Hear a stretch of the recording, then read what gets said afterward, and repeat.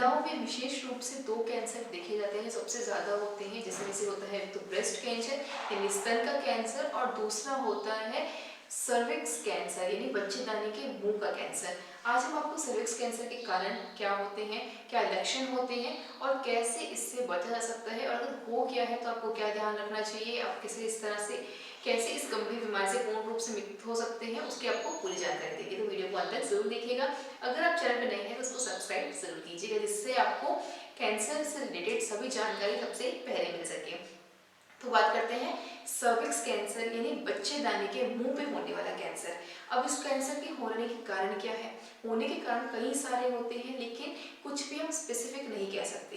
कई बार क्या होता है कि कैंसर जेनेटिक कैंसर भी होता है, यानी जीन्स में है, यानी आपके माता पिता को या दादा दादी को, नाना नानी को, किसी को भी घर में रहा हुआ हो तो आपको जेनेटिक कैंसर की वजह से हो सकता है। या फिर कुछ लोग कहते हैं कि कुछ इन्फ्लामेशन की वजह से, कुछ वायरस की वजह से भी होता है। लेकिन आपको ध्यान क्या रखना है कि जब भी कुछ होता है बॉडी में, अगर कैंसर सेल एक्टिव हो रहे हैं, कैंसर हो ही क्यों रहा है क्योंकि कैंसर सेल्स एक्टिव हो रहे हैं, और जब वो एक्टिव होते हैं ना तो बहुत ही रैपिडली स्पीड में होते हैं और अपने आसपास के जो पोर्शन में, अपने आसपास के जो अच्छे सेल्स हैं उनको भी खत्म कर देते हैं। तो जब ऐसे बॉडी में कुछ हो रहा है, चेंजेस हो रही हैं, तो बॉडी हमेशा कुछ ना कुछ सिम्टम शो करती है ना। लेकिन हमारी गलती क्या रहती है, हम झिझक के मारे, शर्म के मारे या डर के मारे किसी न किसी कारणवश हम लोग ये बात बताते नहीं है और ये दिक्कतें आगे तक बढ़ जाती है। अब अगर सर्विक्स कैंसर हो गया है किसी महिला को, तो उसमें क्या क्या सिम्टम्स रहेंगे उसके बारे में बात करते हैं। तो सबसे कॉमन सिम्टम क्या होता है, अत्यधिक रक्तस्राव यानी एक्सेसिव ब्लीडिंग होना। अब ब्लीडिंग देखिए, पीरियड्स में होने वाली जो 2 से 3 दिन की व 5 दिन तक चलने वाला जो पीरियड है उसे हम नॉर्मल ब्लीडिंग कहते हैं। वो पीरियड्स होना भी चाहिए, वो क्लींजिंग कर रहा है सारे यूट्रस की।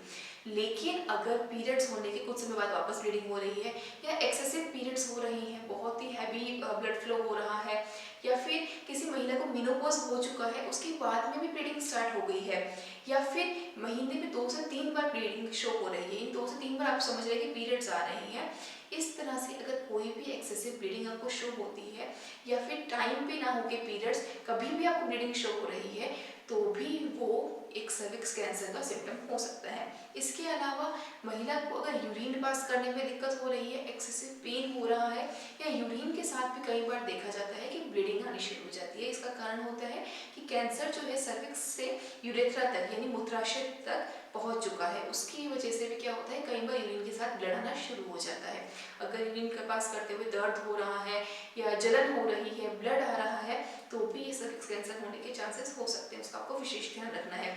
अगर महिला इंटरकोर्स कर रही है यानी रिलेशन मेंटेन कर रही है, ऐसे में पेन ज़्यादा हो रहा है, बहुत एक्सेसिव पेन हो रहा है, हल्का फुल्का पेन है वो फिर भी हम नॉर्मल मानते हैं, बट एक्सेसिव पेन हो रहा है ड्यूरिंग इंटरकोर्स यानी इंटरकोर्स के दौरान और उसके बाद में भी, तो भी इसका एक सिम्टम हो सकता है, इस पर आपको विशेष ध्यान रखना है। या फिर सर्विक्स की ओपनिंग पे या फिर वेजाइना की ओपनिंग पे आपको इन्फ्लामेशन बहुत लंबे समय से है, या फिर बहुत ज़्यादा इन्फेक्शन रहता है, हमेशा इन्फेक्शन रहता है, वेजाइना में से स्मेल बहुत ज़्यादा आती है, बहुत ज़्यादा वाइट डिस्चार्ज होता है, या फिर डिस्चार्ज अगर ट्रांसपेरेंट और वाइटिश है तो कोई बात नहीं, कुछ समय के लिए है, उसके बाद वो ठीक हो गया तो अच्छी बात है। लेकिन अगर ये डिस्चार्ज काफ़ी लंबे समय से और बहुत ही ज़्यादा स्मेली है, बदबू ज़्यादा आ रही है, तो इस पर आपको ध्यान देने की ज़रूरत है। कुछ ना कुछ बॉडी में एक्सेसिव चेंजेस हो रही हैं, उस वजह से ये हो रहा है। अगर इन सिम्टम्स को आप जल्दी डिटेक्ट कर लेंगे ना, तो बहुत ही अर्ली स्टेजेस में आप कैंसर को डिटेक्ट कर पाते हैं, जिससे कि ये पूरी तरह से ठीक हो जाता है और बहुत ही कम समय में। अब क्या होता है, शर्म आती है, डर लगता है कि कैसे बताएं कि वेजाइना में स्मेल आ रही है, क्या सोचेंगे कि हम हाइजीन मेंटेन नहीं रखते। नहीं, ऐसा नहीं है, हाइजीन मेंटेन करते हुए भी कैंसर सेल्स डेवलप हो सकते हैं। इसलिए अगर ऐसा कोई भी आप सिम्टम देख रही हैं, अगर कोई भी आप माताएं बहनें वीडियो देख रही हैं, आप शेयर ज़रूर कीजिएगा अधिक से अधिक, जिससे कि अगर कोई भी माता बहनें ऐसे कुछ सिम्टम अपनी बॉडी में देखती हैं तो तुरंत इस नंबर पर कॉन्टैक्ट करें, संपर्क करें और जानकारी प्राप्त करें। ठीक है, इसी तो रहे साइन और सिम्टम्स बॉडी के। अब बात करते हैं कि क्या आपको प्रिकॉशंस लेने चाहिए, और अगर कैंसर हो गया है तो इसे आप क्योर करने के लिए क्या ट्रीटमेंट लें।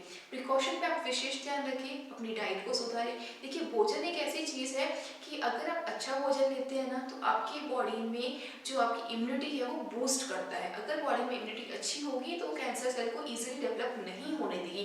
वो ऐसा एनवायरनमेंट क्रिएट कर देता है कि कैंसर सेल ना बढ़े। ये सब कुछ कौन करता है? आपका भोजन, आपका लाइफस्टाइल, आपका स्ट्रेस ना लेना, आपको एक अच्छा सा लाइफ जीना।